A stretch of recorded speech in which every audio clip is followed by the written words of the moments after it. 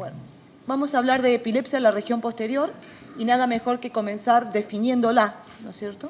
Sabemos que es aquellos grupos de epilepsias que se originan tanto en el lóbulo occipital, parietal o bien en los límites entre el occipital y temporal o cualquiera de las combinaciones entre ellos. Esta es una definición que una de las primeras personas que los da es el doctor Bloom en el año 91. Acá está. Y que luego se comenzaron a utilizar y hay varias publicaciones al respecto.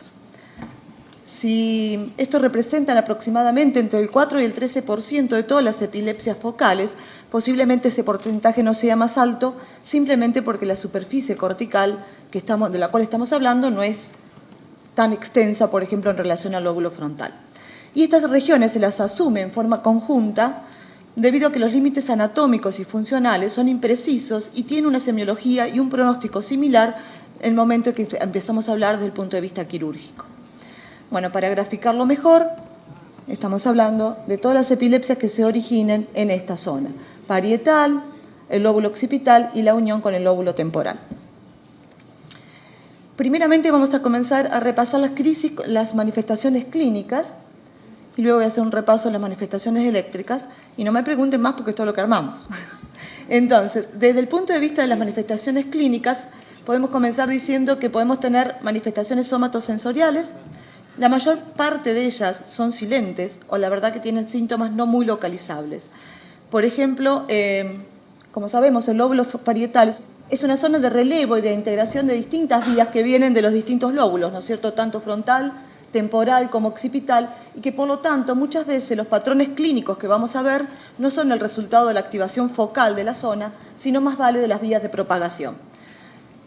Si se propaga hacia el lóbulo temporal, donde principalmente lo hace hacia las regiones mesiales, vamos a tener la típica crisis temporal mesial, con ruptura de contacto y automatismos. Si propaga hacia el área motora suplementaria frontal, sobre todo posturas tónicas, mientras que si propaga hacia las zonas occipitales, donde va a dar manifestaciones visuales y oculares. O sea que todo aquello que se inicia a nivel parietal no necesariamente va a tener sintomatología parietal, sino de las zonas de asociación. Haciendo un gráfico, los distintos síntomas, las parestesias, adormecimientos, generalmente pueden ser unilaterales. Hay algunos momentos en que pueden ser bilaterales, sobre todo cuando estos son iniciados en las zonas de asociación del lóbulo parietal. El dolor es otra de las manifestaciones clínicas que podemos llegar a tener, que generalmente se ve al inicio en un 16%. Por lo general es contralateral a la zona del inicio ictal, raramente se manifiesta como algo aislado, ¿no? Esto generalmente viene asociado o a alguna otra manifestación, ya sea sensitiva o bien motora, que nos permiten asumir que lo que está teniendo el paciente realmente es una crisis. Esto se parece muchísimo a un paciente que tuvimos la semana pasada en Status, que comenzó con dolor en el pie y al consultarlo con un neurólogo en su lugar de origen, le dicen que era algo traumatológico. Y el traumatólogo tuvo más reflejos que el neurólogo y le dijo: no, a mí me parece que esto es neurológico y debe tener algo que ver con tu epilepsia. En realidad el paciente estaba en un estatus parcial simple parietal, que luego, cuando llega acá derivado, obviamente ya estaba con manifestaciones motoras y fue mucho más simple el diagnóstico. ¿Cuáles son las redes neuronales que se van a involucrar para generar las crisis que se originan en el lóbulo parietal? Sabemos que podemos dividirlo gráficamente desde el punto de vista semiológico como en un lóbulo parietal superior e inferior, donde la semiología va a ser un poquito diferente. Dentro de la parte del lóbulo superior tenemos el área 7 y el área 5, inferior la zona 39 y 40, hablando de las áreas de Brodmann, y luego como una parte separada también el opérculo parietal, que va a dar una manifestación semiológica un tanto diferente. Por ejemplo, si comenzamos con la primera parte, generalmente lo que podemos tener son ilusiones, o que me estoy desplazando, de movimiento en sí, ilusiones de distintas partes corporales, en la sensación de miembro fantasma o macropsias, micropsias por momento. O sea, tiene mucho que ver con todo lo que sean ilusiones de tipo sensitivo. En el caso de que se comprometan más las zonas inferiores, generalmente lo que solemos ver, y esto estamos acostumbrados a verlo bastante, son los giros lentos, ya sea de la cara o del tronco. Generalmente puede ser ipsilateral, rara vez son contralaterales. A veces también se pueden ver cuadros de apraxia de los miembros en esta zona. En el lóbulo parietal superior tenemos también las sensaciones de vértigo que anteriormente se pensaban que siempre se originaban más bien en la parte inferior, pero algunos trabajos recientes del grupo de Jovel ve que con electrodos profundos encuentran las zonas, sobre todo en las regiones parietales superiores. En el caso del lóbulo dominante podemos tener afasia, obviamente, y a veces movimientos tipo hemibalísticos del miembro, que generalmente suele ser ipsilateral. Y en la zona del opérculo tenemos sobre todo las alucinaciones gustativas. O sea que el cotejo sintomatológico es bastante amplio, pero tenemos de alguna manera algunos datos que nos permitan identificar al menos si lo inicial se encuentra ubicado en el lóbulo parietal superior o inferior. Las vías de propagación que tienen estas, o sea, suponiendo que tengamos, por ejemplo, un foco de inicio aquí en el área 7, sabemos que generalmente tienden a propagar hacia la región frontal, en la línea media hacia la región temporal, mesial y también hacia la vía occipital. En cuanto a la zona 5, que es un poco anterior, tiene predisposición para ir hacia la zona motora primaria y las regiones más bajas del lóbulo parietal inferior o el opérculo hacia el área motora suplementaria, lo cual va a determinar la distinta semiología.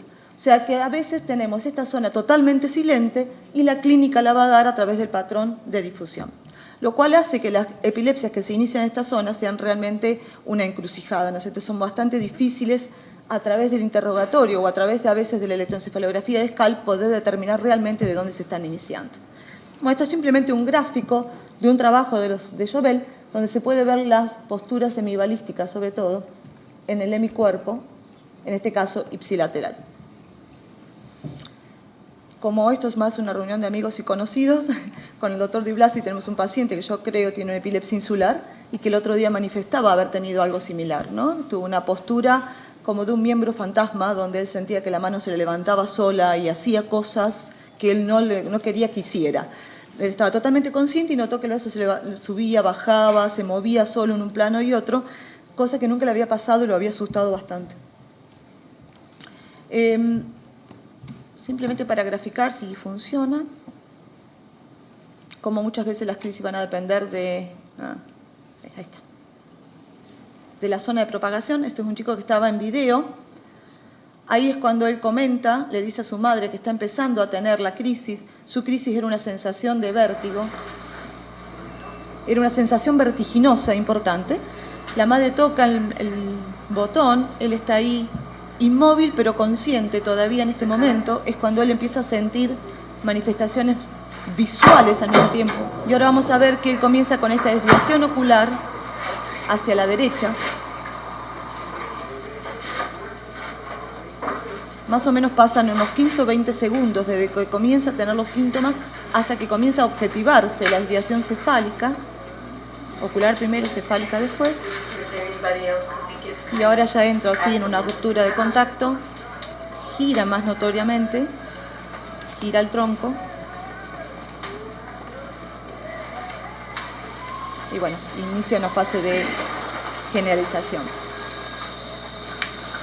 Este chico tenía una epilepsia del lóbulo occipital y él comenzaba en realidad con una sensación vertiginosa, o sea, como si fuera algo más parietal. Recién después hacía un compromiso de alucinaciones visuales y finalmente difundía hacia el lóbulo frontal y era cuando daba la semiología, la semiología objetiva. Lo importante era que él no comentaba, si no se le preguntaba específicamente, nada acerca de su aura. Decía que se sentía raro y mareado. Recién cuando uno empezaba a ponerle palabras era donde él decía que realmente tenía una sensación de giro. Y después contaban muy floridamente toda la clínica frontal, ¿no? Que llevaba a pensar que era una epilepsia frontal. En realidad tenía una resonancia normal, lo cual aún confundía más la semiología. El electroencefalograma en este caso era bastante claro del inicio a nivel occipital. Otras de las manifestaciones que podemos tener son visuales o auditivas complejas. La mayoría de las crisis occipitales van a tener alguna manifestación visual, sobre todo en el inicio de las mismas. También sabemos que el lóbulo occipital está altamente conectado con el frontal, con el temporal, con el parietal, o sea, con todo el resto del cerebro, y que los patrones clínicos van a depender sobre todo de las vías de propagación. Igual que lo que decíamos antes con el lóbulo parietal, vamos a tener exactamente las mismas sintomatologías. O sea, si va hacia el temporal, va a dar semiología temporal, si va hacia el área motora suplementaria, las posturas tónicas, y si va hacia la zona parietal, va a agregar manifestaciones somatosensitivas o vertiginosas. Acá tenemos como un gráfico Debo reconocer que esta charla me fue prestada por la doctora Brenda Llagante, por lo tanto los gráficos los entiende mejor ella que yo traté de ir decodificándolos, donde pone las alucinaciones visuales complejas, ¿no es cierto? Generalmente las experiencias vividas y complejas, conectadas con memoria, sobre todo visual, se pueden ver escenas, personas, números, letras, y muchas veces también tenemos lo que es la sensación de autoscopía, de la cual después voy a hablar un poquitito más a fondo. Luego tenemos alucinaciones visuales simples, que estas sí nos orientan mucho más hacia el área visual primaria o área 17, que generalmente son luces blancas de color, con distintas formas, déficit campimétricos, amaurosis. Auditivas complejas, que se ven más que nada en la unión temporo-occipital, como voces, música. Y por último, los movimientos, las manifestaciones motoras. Nosotros sabemos que puede haber desviaciones tónicas oculares o lentas, contralaterales, a veces ipsilaterales, parpadeo o oculoclónica sin nistagmus. Todo lo que sea en la región posterior puede ser ipsio contralateral, ¿no es cierto? Siempre tenemos que recordar que esta parte, que a veces es muy lateralizadora en el caso de las epilepsias frontales, en el caso de las epilepsias de la región posterior tiene muy poco valor lateralizador. Este es otro gráfico de cómo van a propagar las crisis que se inician en la región occipital y se parece mucho a las vías de propagación que tiene el lóbulo parietal, ¿no es cierto? Si es supracalcarino, tienden a ir hacia la región suprasilviana y hacia el área motora y motora suplementaria, mientras que si es más infracalcarino, tienden a difundir hacia la región temporal y generalmente dan la clínica temporal mesial. Esto es un gráfico que puso aquí Brenda importante sobre la autoscopía. No sé si a ustedes alguna vez le ha tocado interrogar a algún paciente que haya tenido autoscopía. Es una sensación bastante desagradable porque es la sensación de que se ven a sí mismos como en un espejo, pero se ven generalmente blancos, sin cabellos, o sea, como si estuvieran muertos realmente, ¿no? Y eso les genera una sensación de miedo bastante importante, sobre todo las primeras veces que lo viven. Bueno, acá ponen distintos tipos de autoscopía. Uno puede ver toda su cara al frente, puede ver una parte, puede sentir la sensación de que sus órganos están afuera y hasta como verlos. Y estos tienen distintas connotaciones semiológicas con respecto a la ubicación. Pero más que nada era mencionarlo. Cada vez que un paciente les comente algo así, pensar siempre en el lóbulo parietal, sobre todo en la parte parietal inferior, que es donde se integran todas las percepciones corporales que tenemos para saber cómo está nuestro cuerpo, ¿no? Entonces, tenemos esta visión de nuestro cuerpo al frente, que debe ser bastante asustadora. Bien, ¿tiene valor lateralizador la semiología en todas las epilepsias de la región posterior? Esto depende un poco de la sintomatología que tengamos. Si estamos hablando de áreas de auras somatosensitivas, aquellas que sean más simples, como parestesias, disestesias, dolor, por lo general tienden a ser contralaterales. Pero no nos olvidemos que todas aquellas sensaciones sensitivas que se originen en la región del opérculo o áreas somatosensitivas de asociación pueden ser a veces unilateral. O sea que si ustedes de pronto tienen un aura sensitiva de un lado y de pronto ese paciente tiene, por ejemplo, una lesión, no pensar que no tienen concordancia, ¿no? Que muchas veces pueden ser ipsilaterales. Esto también lo vemos cuando hacemos estimulación de áreas corticales, muchas veces, donde obtenemos disestesias del mismo lado que estamos estimulando. En el caso de las auras visuales pasa algo similar. Si son auras visuales simples, luces de colores, movimientos o redondelitos, generalmente nos orientan hacia el área visual primaria contralateral, siempre y cuando el paciente las pueda lateralizar, ¿no? A veces el paciente no tiene la capacidad de decirnos yo lo vi solamente desde mi campo derecho y lo suelen ver como en todo el campo visual. En el caso de las auras visuales complejas pasa algo parecido. Generalmente es contralateral siempre y cuando el paciente pueda realmente decir que es unilateral. En el caso de las auras auditivas complejas, es muy difícil que puedan decir de dónde viene, ¿no? Hay algunos pacientes que dicen sí, siento un zumbido, un ruido, lo que fuera, una música solamente del lado derecho. Eso es los menos de los pacientes, ¿no? Generalmente ellos no pueden reconocer de qué lado viene, es más vale bilateral, pero si existe esa lateralidad, generalmente es contralateral. En el caso del hemibalismo, que eran estos movimientos rápidos como automáticos que hacen los pacientes, por lo general son ipsilaterales, que vemos en las epilepsias del lóbulo parietal. Desde el punto de vista semiológico, creo que lo más importante a recordar es que suele tener síntomas no solamente en la zona que se inicia, o sea, a veces no en la región que se inicia, sino en las zonas de propagación, que muchas veces lo que el paciente cuenta espontáneamente es la propagación y no el inicio, y que recién cuando uno recaba algún otro dato a veces puede obtener alguna información extra. Pasemos ahora a la parte de electroencefalografía.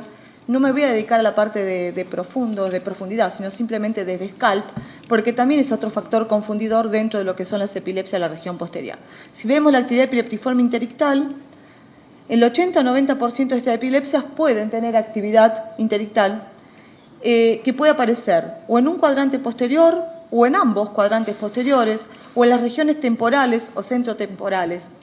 Y aparte puede aparecer no solo actividad epileptiforme, sino también a veces lentificaciones, asimetrías o atenuaciones de la actividad que se vean sobre todo en la región posterior. O sea, lo importante es esto, ¿no? La actividad epileptiforme interictal puede aparecer del mismo lado, del lado contralateral, una vez de un lado, otra vez del otro, o en forma simétrica y sincrónica de ambos lados, o bien en estructuras más alejadas, o bien en una combinación de todo esto, ¿no es cierto? Creo que cada vez que tenemos un paciente, especialmente con epilepsia de esta región, a veces encontramos focos temporales que no tienen nada que ver con lo que uno sospecha, pero que tiene que ver sí con los patrones de difusión. El electro puede ser falsamente lateralizador y tiene muy bajo valor localizador en todas estas epilepsias. En el caso de los occipitales propiamente dicho, las epilepsias del lóbulo occipital representan entre el 5 y el 10% de todas las epilepsias. Sabemos que pueden estar como todas las epilepsias sintomáticas o bien las idiopáticas. Las sintomáticas pueden comenzar en cualquier etapa de la vida, obviamente, mientras que las idiopáticas es más común que las vean los neuropediatras. Nosotros muy pocas veces vemos epilepsia de la región posterior que sean idiopáticas. Puede ser un Panayotopoulos tardío algunas veces, o bien alguno que heredemos de los neuropediatras, pero es muy raro que nosotros hagamos el diagnóstico en adultos. Sea idiopáticas o lesionales o de causa desconocida, obviamente no me voy a referir a las idiopáticas aquí, sino solamente a las lesionales o de causa desconocida. Como les decía anteriormente, en las de causa desconocida o sintomáticas es más frecuente observar alguna otra actividad en el electro que no sea necesariamente epileptiforme, ya sea enlentecimiento o el ritmo posterior que está asimétrico, o estas ondas agudas benignas del sueño que aparecen también en forma asimétrica. La actividad epileptiforme unilateral o bilateral es más común de ver de niños que en adultos, como toda la actividad epileptiforme, ¿no? Es mucho más común en niños que en adultos. Y en algunas series neuroquirúrgicas, esta actividad epileptiforme interictal raramente fue solo occipital, generalmente se extienden fuera de esa región. En el caso de los pacientes que tienen malformación en el desarrollo cortical, como todas las alteraciones del desarrollo cortical, pueden tener un electro bastante elocuente, ¿no? Generalmente tienen actividad rápida, muy frecuente, o espigas muy repetitivas, lo cual es bastante importante, ¿no? Cuando vemos esto nos alienta bastante para luego seguir adelante con los posibles tratamientos quirúrgicos. En cambio, en los que tienen lesiones destructivas, que es otro grande grupo, ¿no? Los pacientes que han tenido, por ejemplo, hipoglucemias perinatales o lesiones hipóxicas perinatales, tienden a tener alta frecuencia de lesiones occipitales, generalmente bilaterales, y en este caso es más raro ver alteraciones epileptiformes, pero sí podemos ver alteraciones de lentificación o cambios en el ritmo. Por ejemplo, acá, donde vemos que el ritmo posterior dominante está claramente asimétrico, ¿no? El lado izquierdo tiene mucha menor amplitud y menor configuración que el lado derecho. Lo mismo visto en otro montaje. Esto es cuando vemos las ondas positivas del sueño, los post, también asimétricos, que generalmente nos llevan a pensar que posiblemente del lado izquierdo haya una lesión de tipo más destructiva o gliótica. Y en este caso, cuando vemos las famosas OIRDAS, que son las actividades deltas rítmicas en la región occipital, donde pueden aparecer en pacientes que tengan lesiones también. En el caso de los electros ictales, en las epilepsias del lóbulo occipital, tenemos que tener en cuenta esto. Generalmente los focos que sean infracalcarinos tienden a difundir hacia la región temporal mesial, ipsilateral, y esto va a hacer que desde scalp muchas veces lo único que veamos sea el patrón ictal en la región temporal, pero no vemos el inicio en la región occipital. O si lo vemos es muy sutil y lo tenemos que realmente buscar. mientras que todo lo que sea occipital supracalcarino tiende a irse hacia la región parietal y frontal y muchas veces nos va a dar mayor cantidad de manifestaciones de esa zona y en el electroencefalograma también un patrón más de inicio a nivel frontal. Bueno, esto es repetitivo un poco de lo que estábamos hablando anterior. Y a veces tener en cuenta esto, ¿no? Que los pacientes pueden tener más de un tipo de propagación, que no quiere decir que siempre los pacientes que tienen la propagación al lóbulo frontal siempre va a ser exactamente hacia el lóbulo frontal. A veces pueden difundir en lugares diferentes. Acá les voy a mostrar, este es el electroencefalograma del chico cuya crisis les mostré antes. En el interictal tenía estas espigas todo el tiempo en la región de O1 principalmente, bastante localizadas. Y en el caso de la crisis, comenzaba, antes de comenzar con las manifestaciones clínicas, con esta actividad rápida, bien formada, en la región occipital también, del lado izquierdo, que luego va propagando y difundiendo hacia alguna de las regiones cercanas, sobre todo hacia el lóbulo temporal, como ustedes pueden ver acá, y luego difunde básicamente a todo el registro. Acá visto desde otro montaje, en un referencial FZ, este es todo el lóbulo temporal izquierdo, derecho, parasagital izquierdo y derecho, y acá vemos lo mismo, lo que veníamos hablando antes, ¿no? Las espigas que estaban en la región occipital, que se iban hacia la región temporal posterior del mismo lado, y que luego da lugar a esta actividad bastante rápida y organizada en la misma región, y en la línea media, como pueden ver acá, en OZ, y recién comienza el giro cefálico en esta parte, que es cuando tiene la difusión hacia estructuras frontales. Este chico tenía lo que vendría a ser una epilepsia supracalcarina, ¿no? Tendía a difundir mucho más hacia el frontal. Y en él sí, tanto la clínica como el electro fue bastante lateralizador. El electro deja pocas dudas de que sea izquierdo, ¿no? Generalmente cuando uno ve esta cosa tan lateralizada, es muy raro que vaya a tener una falsa lateralización. Y a su vez, el giro cefálico que él hace previo a la generalización es claramente hacia la derecha, lo cual tenía alto valor lateralizador. Esto generalmente no es tan común de ver en las epilepsias de la región posterior. Esta es otra paciente, y este era el intelectual también, donde tenía toda la actividad de espigas en la región posterior, sobre todo parietal, temporal posterior izquierda, bien organizada. Y luego, cuando daba lugar a la crisis, comenzaba con este patrón de actividad más rápida, con espigas mezcladas, que iba progresando. Semiológicamente, esta paciente lo que tenía era un movimiento ocular, desviación ocular lento, hacia el mismo lado, primeramente, sin ruptura de contacto, y luego, recién cuando difundía regiones frontales, giraba la cabeza contralateral antes de generalizar. Esto era hablando un poco de los patrones ictales que vemos en el lóbulo occipital. En el caso de la epilepsia del lóbulo parietal, podemos decir que en la actividad epileptiforme interictal podemos verla. Frontocentral, parietal, parietal posterior temporal, parieto occipital, frontocentral temporal, frontotemporal, hemisférica, regiones posteriores, o sea, la podemos ver en cualquier lugar. O sea, lo importante de tener en cuenta es esto, que el parietal puede simular actividad interictal en cualquiera de las otras zonas comunicadas con el lóbulo parietal, que básicamente es todas las zonas cerebrales. Y muchas veces vemos sincronía bilateral secundaria. O sea, si el electroencefalograma interictal tiene bajo poder de lateralizar correctamente en los occipitales, en los parietales aún mucho más. Este es un gráfico simplemente de un paciente que no es propio, obviamente, donde muestra una actividad epileptiforme acá en la región parietal izquierda, con reversión de fase más que nada en P3. Y este que es un paciente nuestro, que tenía una lesión gliótica secundaria a una resección de un tumor de bajo grado cuando había sido chico, y tenía sobre todo toda la actividad interictal, esto es todo interictal, en la región temporal posterior y parietal del lado derecho. Ahí visto en otro montaje, en un bipolar, donde vemos claramente que tiene reversión de fase, sobre todo acá en T6, y acá en P4 más que nada. O sea, era bien parietal derecho, temporal posterior. Este chico, inclusive, su semiología era puramente motora. O sea, realmente el inicio se daba tardío con una actividad del área motora suplementaria. En cuanto a la actividad ictal, de nuevo, rara vez son localizadas. Por lo general, solamente podemos pretender lateralizarlas. En algunos pacientes la actividad máxima ha sido registrada en la región central, parietal, en otros sobre la región más posterior.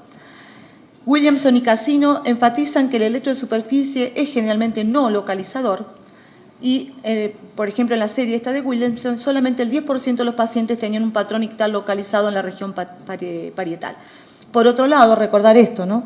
Que si el paciente puede tener una falsa localización y lateralización hasta en un 16% en las crisis del lóbulo parietal, lo cual es un hallazgo bastante común.